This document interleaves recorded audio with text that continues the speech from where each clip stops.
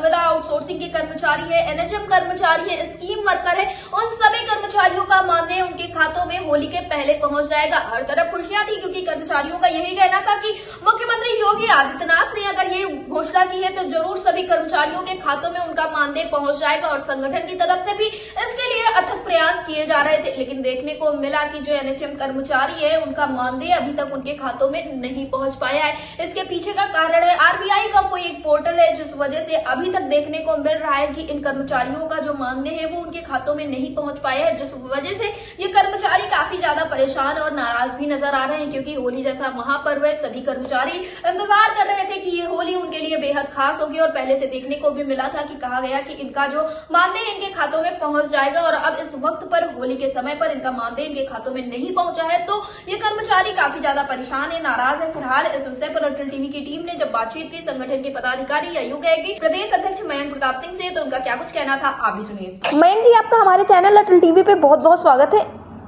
धन्यवाद।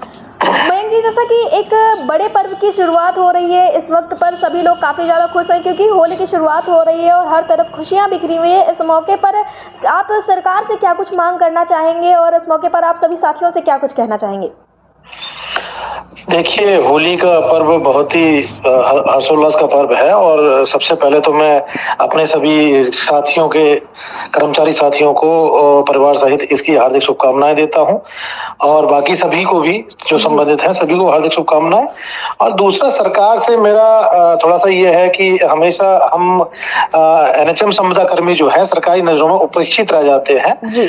तो मांग तो बहुत होती है लेकिन मांग क्या, एक छोटी सैलरी भी हमारी होली पर सरकार ने, जबकि माननीय मुख्यमंत्री जी ने भी इसका आदेश कर दिया था कि प्रत्येक संविदा कर्मी और प्रत्येक परमानेंट को, हर एक को, मतलब आउटसोर्स है चाहे कोई भी है, उसे होली से पूर्व वेतन आहरित कर दिया जाए। अब एक जगह अगर माननीय मुख्यमंत्री जी भी आदेश कर दे रहे हैं, उसके बाद में हमारे जो उच्चाधिकारी हैं, मिशन निदेशक महोदया ने भी आदेश करा था कि 28 तक जो है इनका सारा बिल पास करके और होली से पहले इनका वेतन निकाल दिया जाए। उसके बाद भी अगर वेतन नहीं मिल पाता हम लोगों को तो आप बताइए फिर इसमें क्या होगा। अल्प वेतनभोगी कर्मचारी हैं हमारे, लगातार क्वेश्चन कर रहे हैं, लगातार फोन कर रहे हैं कि सर होली से पहले वेतन नहीं आया तो हम कैसे होली मना पाएंगे। और अल्प वेतनभोगी है तो वाकई में नहीं मना पाए, मतलब ये सच्चाई है। आप जाके देखें, अगर एक एक कर्मचारी घर जाके देखेंगे तो आप देखेंगे कि बिना वेतन के कैसे होली मन सकती, पॉसिबल ही नहीं है उनके लिए। तो बड़ा दुख का विषय है। तो मांगना क्या है फिर, यहाँ पे देख के हमें लगता है कि क्या मांगे जब एक सैलरी तक हमें समय से नहीं मिल पा रही। जी मयंक जी, जैसा कि आपने बताया कि मुख्यमंत्री योगी आदित्यनाथ की तरफ से तो घोषणा कर दी गई थी और काफ़ी ज़्यादा खुशियां भी थी जब ये आदेश आया था कि अब सभी का जो मानदेय वो पहुंच जाएगा, तो क्या इसमें साफ तौर पे अधिकारियों की हिला हवाली मानी जाए?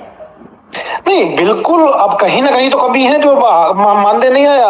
अब सीधी सी बात है, अगर एक सूबे का राजा होता है जो मुख्यमंत्री होता है, अगर माननीय मुख्यमंत्री जी भी ये आदेश उन्होंने लिखित में भी करा है और सब जगह आपने भी देखा होगा तो आदेश लिखित में आया है ये हमारे पास कि भैया सभी को इनको जो है होली से पहले वेतन आहरित कर दिया जाए।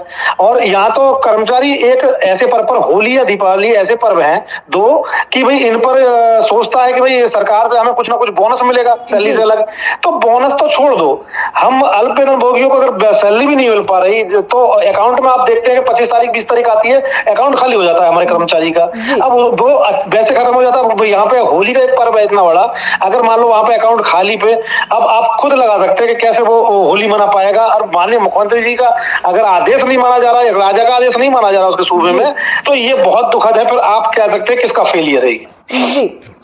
मयंक जी, तो आप क्या कुछ आगे कदम होने वाला है, क्योंकि होली में तो अभी आया नहीं है, ऐसी कोई त्रुटि है क्या कि जो होली के बाद फिर जब वर्किंग डेज आएंगे तो मानदेय आ जाएगा कर्मचारियों का, या फिर इसके लिए फिर भी जद्दोजहद करनी पड़ेगी अभी कर्मचारियों से?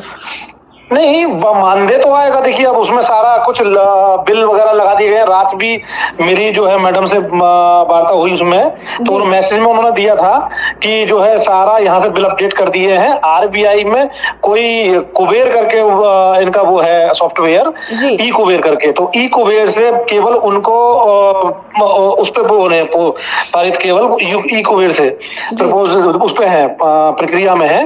तो वो प्रक्रिया पूरी होनी है, उसके लिए आरबीआई का खुलना है। अब आज मुझे नहीं लगता आरबीआई खुलेगी, आज छुट्टी है, आरबीआई नहीं खुलेगी, और अगर नहीं खुलेगी तो फिर नहीं आ पाएगा।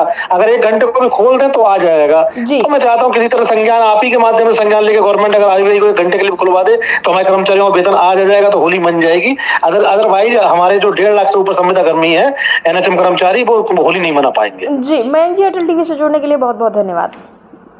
वेलकम।